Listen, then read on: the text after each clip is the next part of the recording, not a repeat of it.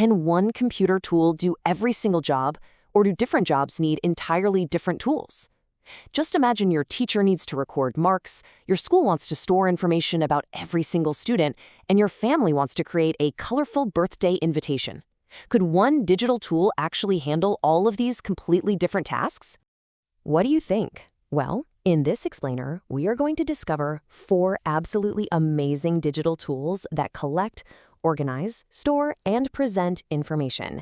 These tools make our lives so much easier, and by the end of this, you're going to know exactly which one to pick for any task. Let's dive right into Section 1, Spreadsheets, the giant digital notebook. Think of a spreadsheet as a massive digital notebook. It is absolutely perfect for keeping information neat, organized, and super easy to find. Notice how the information is laid out here.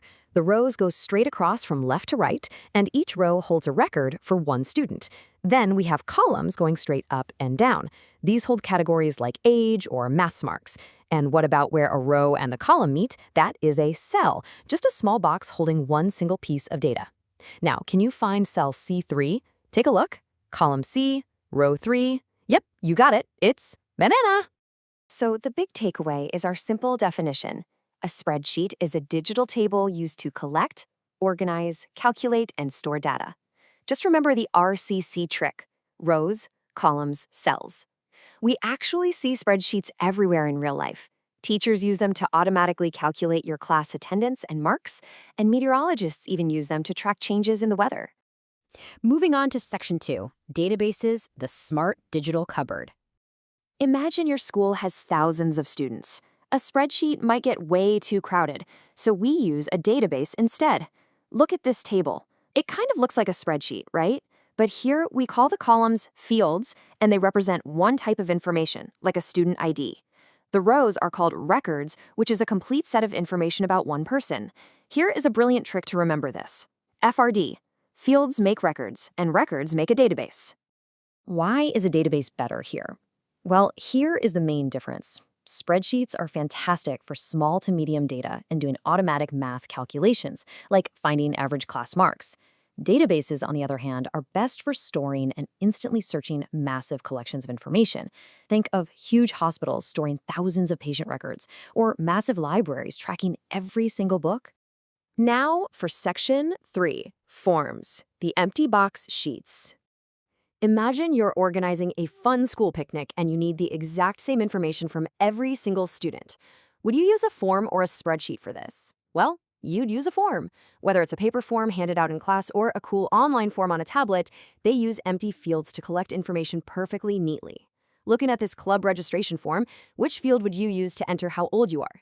That's right, the age field. Because everyone answers the exact same questions, we never have to worry about missing information. Can these tools work together? You bet they can. Forms don't just work all by themselves. They are part of a team. First, you collect the information using the form. Second, you submit that information. And third, that data is seamlessly sent straight into a spreadsheet or a database for really safe storage. They work beautifully together. Next up is Section 4, Document Production Tools, the Digital Artboards. Which tool creates a report? It's these ones.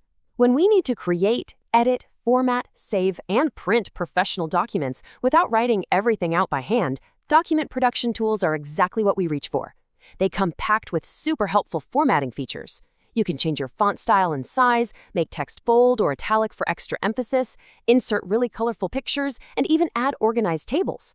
It's exactly what you would use to create beautiful letters, worksheets, fancy certificates, newsletters, or an eye-catching science fair poster. Time for Section 5, Choosing the Right Tool, the Ultimate Showdown. You wouldn't use a spoon to cut paper, would you? Of course not. Different digital jobs absolutely need different digital tools. Which tool would you choose for your next project? Well, here is a super helpful summary table to lock this all in. Let's memorize this together. We collect with forms, we calculate with spreadsheets, we store with databases, and we create with documents. By picking the right one, our work becomes faster, way easier, and much more accurate. And always remember, they often team up to get the really big jobs done.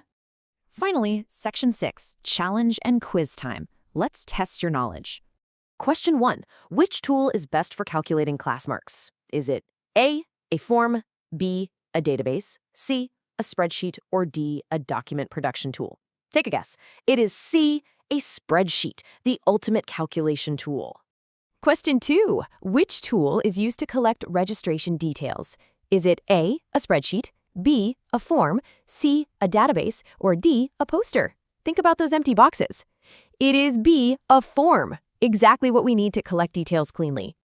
Question 3. Which tool stores thousands of student records? Is it A, a database, B, a spreadsheet, C, a form, or D, a document production tool? Remember, the smart digital cupboard. It is A, a database, perfect for huge amounts of records.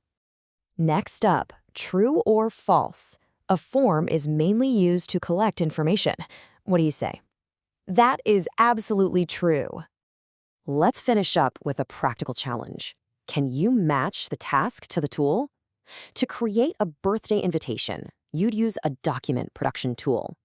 To record weekly expenses, a spreadsheet.